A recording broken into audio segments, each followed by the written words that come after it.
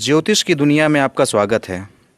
यदि आप ज्योतिष सीखना चाहते हैं तो मेरे इस चैनल को सब्सक्राइब कीजिए और यदि आप चाहते हैं कि वीडियो अपलोड होते ही आपको सूचना मिल जाए तो अलार्म बटन को ऑन करें और यदि आपको वीडियो पसंद आए तो लाइक और शेयर करना न भूलें। नमस्कार, मैं आलोक तिवारी आपका अपने इस चैनल पर स्वागत करता हूं और आशा करता हूं कि आप लोग मेरे चैनल के माध्यम से ज्योतिष सीख भी रहे होंगे। ज्योतिष सीखने की इस श्रृंखला को आगे बढ़ाते हुए आज हम पुनः आपके सामने एक नया वीडियो लेकर के प्रस्तुत हुए हैं। तो आइए सबसे पहले हम यह जानते हैं कि आज के वीडियो में चर्चा का विषय क्या है, आज हम किस विषय पर बात करने वाले हैं। आदरणीय दर्शकों, आज की इस वीडियो के माध्यम से हम आपके सामने वर्ग कुंडलियों की विशेष श्रृंखला लेकर के प्रस्तुत हो रहे हैं।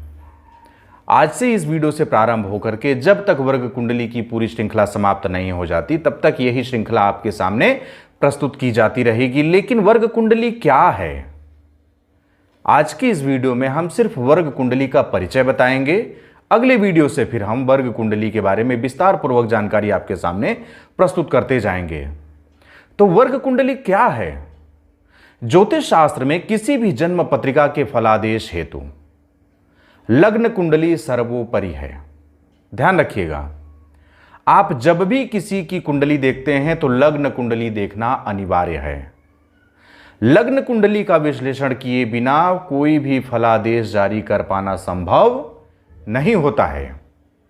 कुंडली के समस्त योग हों अथवा कुंडली के दोष हों, सब कुछ लग्न कुंडली के माध्यम से ही देखे जाते हैं।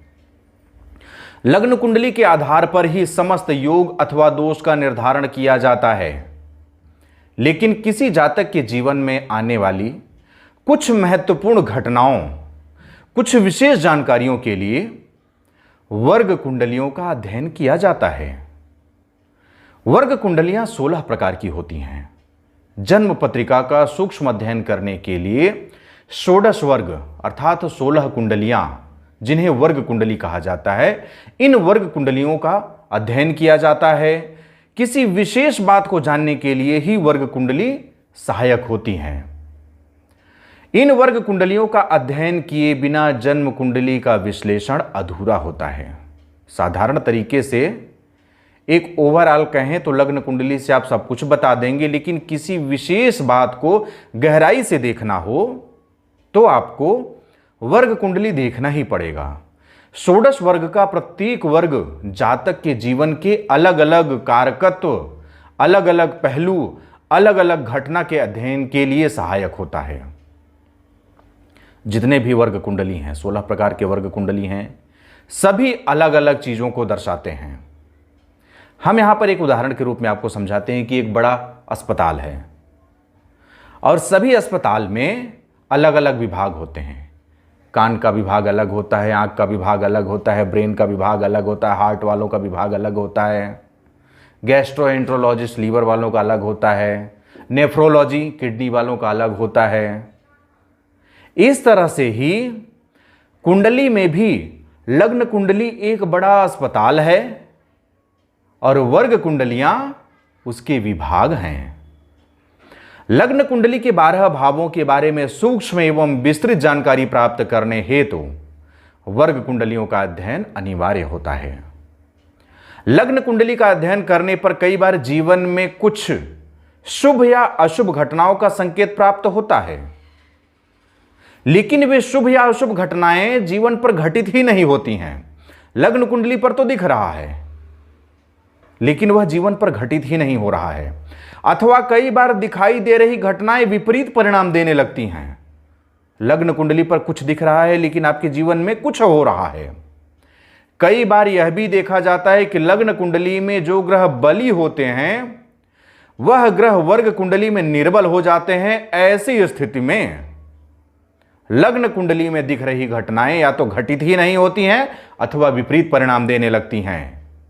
इन सब के स्पष्टीकरण हेतु वर्ग कुंडलियों का अध्ययन किया जाता है। वर्ग कुंडलियों का अध्ययन करना आवश्यक होता है। दूसरे शब्दों में हम यह कह सकते हैं कि लग्न कुंडली एक वृक्ष है तो वर्ग कुंडलियां उसकी शाखाएं एवं फल पत्तियां हैं।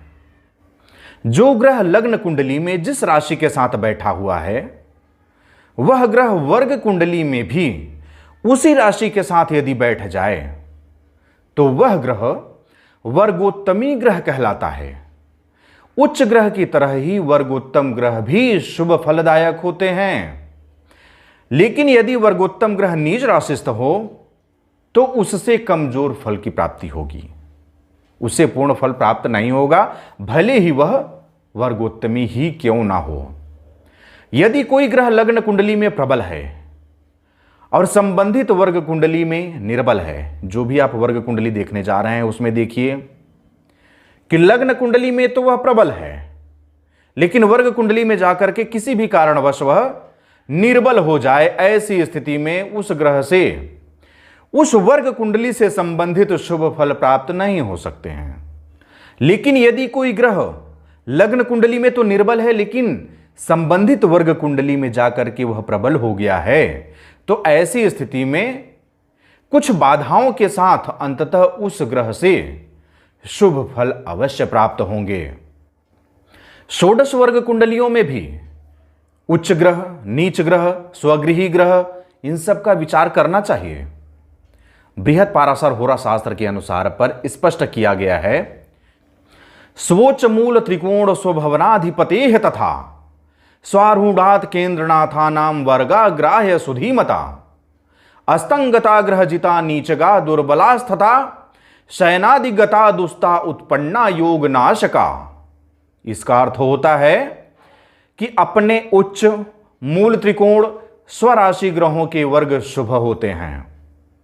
अस्तंगत अर्थात जो अस्त हो गए हों, पराजित जो पीड़ित हों, नीच राशिस्थ बलहीन शयनादि अवस्था में स्थित ग्रहों के वर्ग अशुभ फलदायक और शुभ फलों के नाशकारक होते हैं। वर्ग कुंडली में ग्रहों की दृष्टि नहीं देखी जाती है, यह ध्यान रखिएगा कि वर्ग कुंडली में आप उच्च ग्रह, नीच ग्रह, स्वराशिस्थ ग्रह ये सब देख लीजिए, मूल त्रिकोण राशिगत देख लीजिए, लेकिन वर्ग कुंडलियों में ग्रहों की दृष्टि नहीं देखी जाती है। ग्रहों की दृष्टि सिर्फ लग्न कुंडली में ही देखी जाती है। ग्रहों की शांति के उपाय भी लग्न कुंडली से ही निर्धारित किए जाते हैं। वर्ग कुंडली से किसी भी ग्रह की शांति के लिए कोई उपाय नहीं किए जा सकते हैं। महर्षि पाराशर ने सभी 16 वर्गों के अध्ययन के उपरांत ही कुंडली के फलादेश की बात कही है। महर्षि पाराशर ने इन वर्ग कुंडलियों को षोडश वर्ग कहा है, क्योंकि ये कुल 16 हैं। किसी भी कुंडली के विश्लेषण में कम से कम 6 वर्गों का अध्ययन आवश्यक होता है। इन 16 वर्गों को महर्षि पाराशर ने 4 समूहों में विभाजित किया है। षोडश वर्ग जिसमें पूरी 16 कुंडलियां हैं, षट वर्ग जिसमें 6 कुंडलियां हैं, सप्तवर्ग जिसमें 7 कुंडलियां हैं और 10 वर्ग जिसमें 10 कुंडलियां हैं। अब वे कौन कौन सी कुंडलियां हैं, अगली वीडियो में हम आपके सामने उसकी संपूर्ण जानकारी प्रस्तुत करेंगे। इस तरह से वर्ग कुंडली की संक्षिप्त परिचय आपके सामने प्रस्तुत की गई। मैं आशा करता हूं कि यह जानकारी आपको पसंद आई होगी।